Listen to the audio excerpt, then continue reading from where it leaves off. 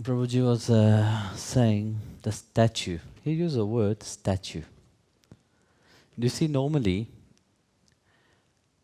when it's refer to a holy figure,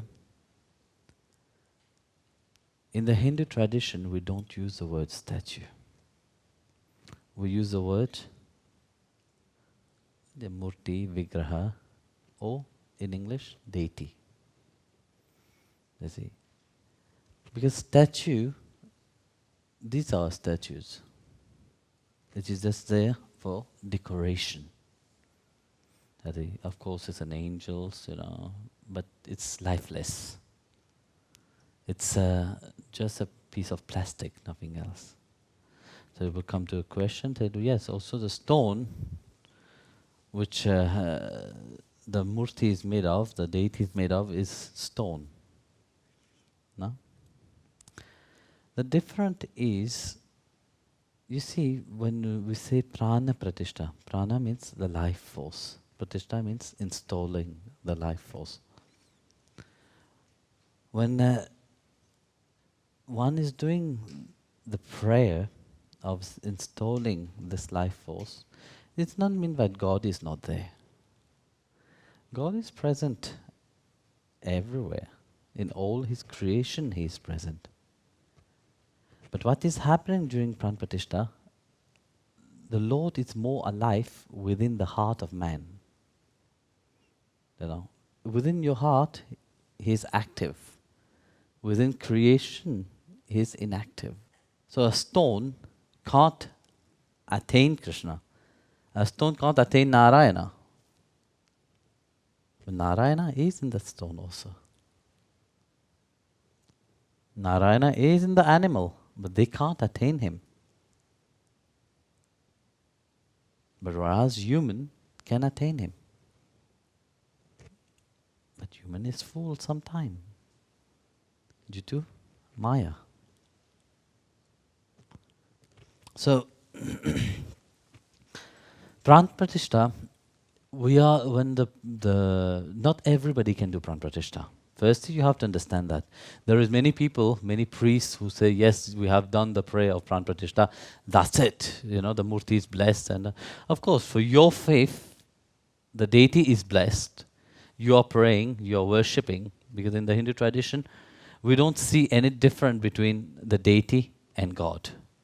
We worship the deity the same as worshipping God. Due to that blessing, due to that infusing of that life force inside it. So that essence we are worshipping.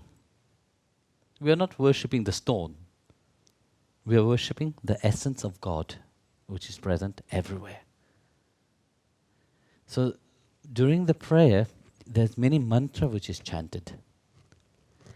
So while chanting this mantra, those who have faith, they're invoking the Lord to take seat, to manifest Himself from the heart to the deity.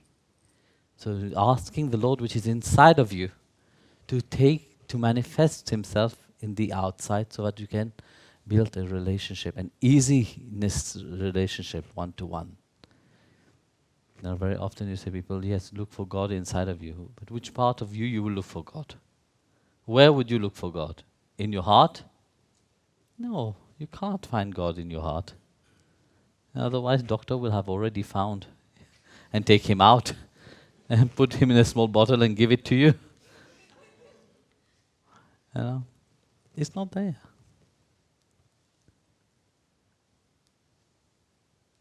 So where to find Him? It is in your spiritual heart, but your spiritual heart is not visible. It's not a place where you say, yes, of course, through certain texts they said, yes, it is here, in the middle, not in the left side, in the middle. But there's an energy point, you see. Your spiritual heart is an energy point. And within that energy point, the Lord resides. So how small He is. Yeah, out of love he made himself the most smallest and abide within his creation. At the same time, we are all in him. You see, when we chant, for example, Om Namo Narayanaya. Then the mantra Om Namo Narayanaya, this is our mantra, no? This mantra have a great secret in it. In itself, it reminds mankind of what is one's duty here. One's duty is to attain the Lord. Why we have to attain the Lord? Because we are eternally bound to Him. This is our core duty. The rest is just a game, a drama which we think it is real. And due to that, how many times you have think that you have done this drama? Still, you keep doing it. You keep thinking, yes, I will be happy in this world. If I get this, I will be happy. If I get that, I will be happy. If I have that person next to me, I will be happy. I have this person next to me, I will be happy. How many lives have you done the same drama? How many lives have you played the same role? How many lives have you gone for pilgrimage, just merely physically? How many times have you chanted the name of God, just hypocritically? The tongue is chanting without you feeling anything. Countless of lives you have done that. Not one life, thousands of lives. But why have you not attained that supreme bliss? Because once you would have attained that supreme bliss, you will eternally dwell with the Lord. Because you are looking for Him elsewhere when He's seated within you. And how to attain Him is only when your mind runs towards Him, not your heart. Very often people say, yes, my heart. You don't have control over your heart, but you have control over your mind. That's why Krishna said in the Gita, surrender your mind to me and I shall take care of everything. He didn't say surrender your body. He didn't say surrender your senses, He didn't say surrender anything else, He didn't say surrender your soul. How can you hold your soul and surrender it? You can't. You belong to Him already. What He said, surrender your mind upon to me. That's why, when there is a deity outside, it's easy to surrender the mind. When you have an image outside, it's easy to surrender the mind. Because you are material, no? That body, you have a mind, you have a body, you have emotions, you have intellect, you have senses. They are all material. And the mind run towards the material. This is like the nature of the mind. The mind run where there is personal benefit. Where you get your personal benefit, you will run there. This is the greediness of man. So, the deity is a reminder of the presence of God, where the mind have to be focused. So Prana Pratishta is the ritual into reminding oneself that this is the presence of God. And there is many things what happened during that Prana Pratishta. Even if it is just a mantra, or if it is just a symbol, but the Lord really gave His presence. There was a saint in Rajasthan actually,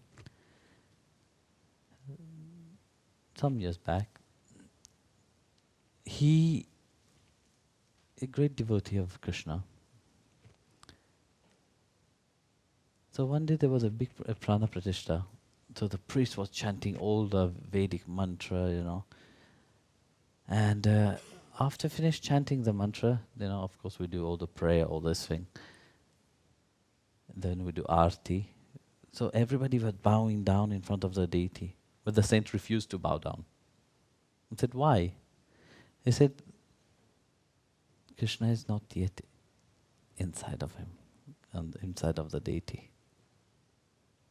I said, how do you know? I said, I'll show you.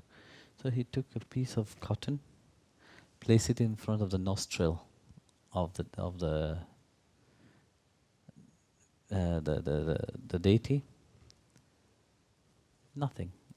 You see, if you put cotton in front of your nose, this is how they test also somebody is still alive or is gone. So if the cotton is so fine that it will, if any there has a little bit of breath, it will move. So nothing. So then the saint said, Thakurji is there, Krishna is there, and I'm asking him to please bless the deity, enter into the deity. So he saw Krishna entering the deity.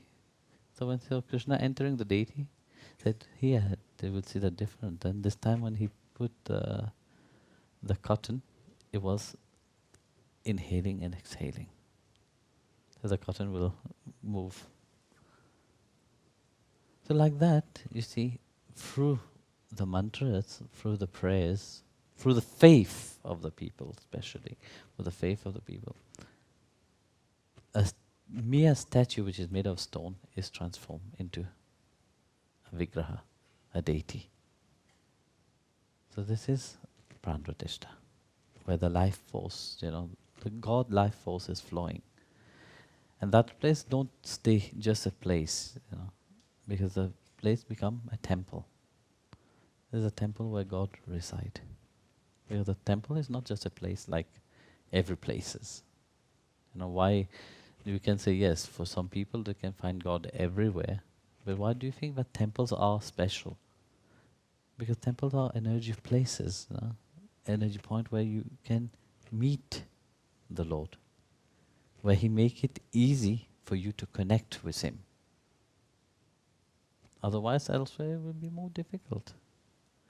You can say, yes, I'm going to nature, I will, very often you will hear people, they say, yes, I'm going to walk in the nature, I feel more connected to God. Yeah, but you feel connected to nature, but you don't feel connected to God. This is the mistake that people do very often. God is superior to nature. He's superior to Maya. Everything else is Maya. Everything. Your mind is Maya. Your body is Maya. Your senses is Maya. Emotion is Maya. The whole creation is Maya. But the Lord is superior to that. Maya don't touch Him. So what is inside of you which is linked to Him? It is your Atma. Only your Atma have connection with Bhagwan.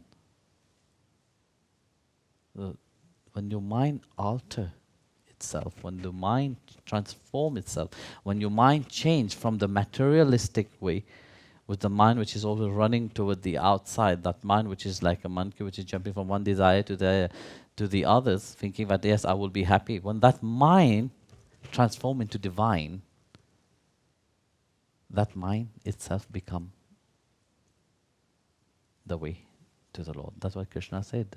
A controlled mind is your best friend, and an uncontrolled mind is your worst enemy.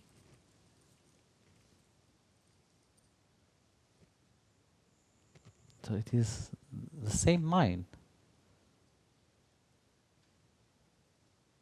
In one go it is positive, in another it is negative. When it is filled with favorable emotions, it becomes love. When it filled with negative emotion, it becomes hate. But mine is still the same. There's only one. So, you understand? But when you go to a temple, it is that mind that have to surrender.